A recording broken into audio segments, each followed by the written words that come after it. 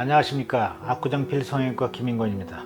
많은 여성들이 가슴 성형, 가슴 확대 수술을 하고는 싶은데 왜 망설이는지 아십니까? 첫 번째 이유는 가슴 성형은 많은 부작용이 발생한다고 생각들을 하고 계시기 때문입니다. 그럼 어떠한 부작용 때문에 그렇게 걱정들 하시느냐? 부작용에는 여러 가지가 있는데 오늘 여러 가지에 대해서 다 자세히 설명을 드리도록 하겠습니다. 첫 번째로 올 수 있는 부작용 중에 가장 흔한 거는 구형구축이라고 그러죠. 구형구축이란 뭐냐?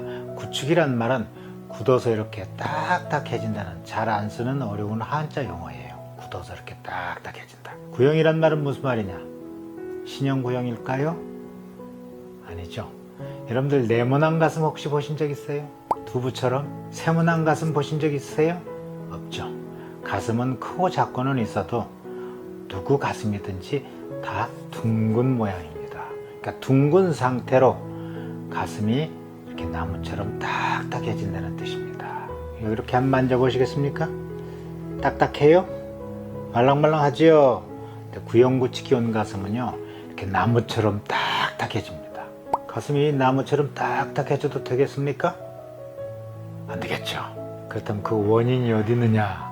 우리가 그 원인을 알면 참 좋을 겁니다. 원인을 알면 원인을 피하거나 원인을 제거하면 되지 않겠습니까? 그런데 아쉽게도 구형구축의 원인이 이것이다 라고 딱 하나로 정해진 게 없습니다. 아직까지 확실히 밝혀져 있지 않다고 봐도 돼요. 따라서 구형구축 원인에 대한 학설이 여러 가지가 있는데 그 여러 가지 학설 중에서 첫 번째로 뭐가 있느냐? 구형구축은 보형물하고 내 체질하고 맞지가 않아서 구형구축이 오지 않느냐 하는 학설이 있습니다.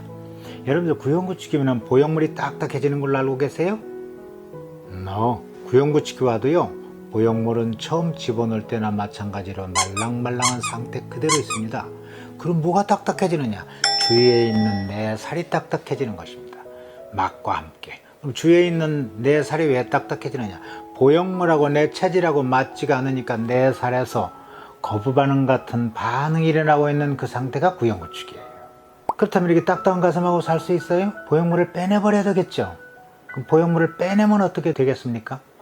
보형물이 딱딱해진 거라면 이거 보형물을 빼내자마자 바로 괜찮아지겠지만 내 살이 딱딱해진다고 했으니 보형물을 빼내버리면 돌은 합작해버린 주제에 또 딱딱하기까지 해서 문제가 하나 더 생겼죠. 그런데 말입니다. 보형물을 빼내고 나서 얼마 지나지 않아도 언제 이렇게 딱딱했던가 하고 믿기지 않을 정도로 신기하게 수술 전 상태대로 다시 똑같이 돌아갑니다. 모양이나 촉감은 물론이고 심지어는 요속을 뚫고 들어가서 관찰을 해봐도 수술한 흔적을 거의 찾을 수가 없을 정도로 모든 조직이나 세포가 옛날 상태 비슷하게 돌아갑니다. 딱딱하게 조였던 막도 많이 상쇄가 되고요. 자, 이런 걸로 볼 때 보형물이 들어와서 생겼던 구형구축이 보형물을 빼내니까 없어지는 걸로 볼 때, 아하, 구형구축의 유력한 학설 중에 하나는 이 보형물하고 내 체질하고 맞지가 않아서 그렇지 않느냐라는 학설이라고 할 수가 있겠죠. 두 번째 학설은 어떤 것이느냐? 수술할 때 출혈이 많게 되면 피가 고일 수 있겠죠. 고인 피가 굳으면 어떻게 되겠습니까? 딱딱하게 되죠. 같은 이치로 출혈 때문에 구형구축이 일어나지 않느냐, 출혈이 많으면 거기에 여러 가지 균도 살아서 남아 있을 수가 있고 이런 때문에 출혈이 구형구축을 일으키지 않느냐 하는 게 두 번째 학설입니다. 두 번째 학설은 출혈이 구형구축을 일으킨다. 세 번째 학설은 어떤 것이느냐? 수술할 때 유방조직에 손상이 많으면 많을수록 구형구축의 확률이 엄청 증가한다고 보고가 되어 있습니다. 아직까지 그 원인은 확실치 않지만 아마도 여기 유방조직에 있는 유즙이나 또는 균이나 호르몬이나 이런 것들이 수술 부위로 나와서 구형구축을 일으키는 것이 아닌가 하는 학설이 세 번째 학설입니다. 즉 세 번째 학설을 요약하면 아마도 유방조직 손상 때문에 구형구축이 일어나는 것이 아닌가 하는 게 세 번째 학설입니다. 그 외에 네 번째 학설로서는 외부나 내부에서 어떤 균이 침입을 해서 이물 반응이나 염증 반응을 일으키기 때문에 구형구축이 일어나는 것이 아닌가 하는 게 네 번째 학설입니다. 그런데 말입니다. 네 가지 학설 중에 약국가슴 성형술은 두 번째, 세 번째 학설하고는 아무런 상관이 없습니다. 왜냐고요? 배꼽 가슴 성형은 출혈이 거의 없어요. 출혈이 거의 없다란 말은 출혈이 있어봤자 서너 방울 이상 안 나온다는 뜻이에요. 수술하는 내내. 그런데 말입니다. 겨드랑이나 유륜이나 밑선으로 하는 경우에는 출혈이 많게 되면 피주머니를 반드시 차야 된다고 그러죠. 겨드랑이나 유륜이나 밑선으로 수술할 경우에 출혈이 많게 되면 수술이 끝날 즈음에 양옆에 생사를 찍고 이런 관을 삽입해서 피주머니를 차야 됩니다. 그런데 우리 배꼽 가슴 성형술은 출혈이 거의 없기 때문에 피주머니 찰 이유가 하나도 없죠. 전혀 차지 않습니다. 배꼽 가슴 성형술은 출혈이 거의 없기 때문에 두 번째 학설, 출혈이 구형구축을 일으킨다는 학설하고도 아무런 상관이 없습니다. 또한 세 번째 학설, 유방조직 손상 때문에 구형구축이 온다. 배꼽 가슴 성형술은 유방조직 손상과는 아무런 상관이 없어요. 배꼽 언저리에서요, 복부 피하지방을 통해서 바로 근육 뒤에 보형물을 삽입하는 수술이기 때문에 유방조직 손상과는 아무런 상관이 없습니다. 따라서 두 번째 학설, 세 번째 학설은 우리 배꼽 가슴 성형술하고는 아무런 상관이 없어요. 그 외에 배꼽 가슴 성형술은 주로 인체에 안전하고 유익하기까지 한 식염수 보형물을 사용하고 있습니다. 그래서 배꼽 가슴 성형술은 겨드랑이나 유륜이나 밑선으로 하는 코젤을 이용해서 하는 수술보다 훨씬 더 구형구축 확률이 낮지 않은가 하는 것은 제 연구 결과입니다.